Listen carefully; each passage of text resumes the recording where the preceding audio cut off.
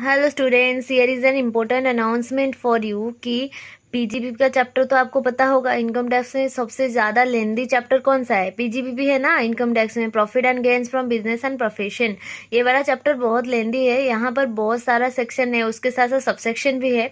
इसको याद रखना बहुत ज़्यादा मुश्किल हो रहा है।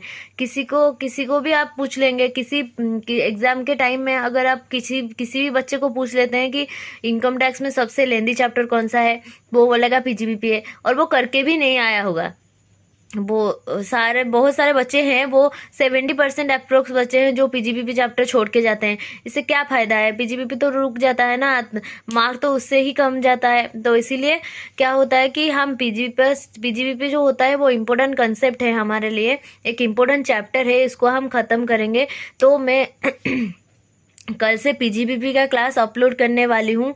अगर किसी बच्चे को सिर्फ पीजीबीपी का कंसेप्ट जानना है, पीजीबीपी में कोई डाउट है, उसको क्लैरिटी चाहिए, तो उस केस में वो देख सकता है पीजीबीपी वाला क्लास। ओके, सो कल से ये वाला क्लास आ जाएगा यूट्यूब पर। हमारा तो फिलहाल रेसिडेंशियल स्टेटस चैप्टर चल रहा है, उसके साथ साथ पीजीबीपी आएगा।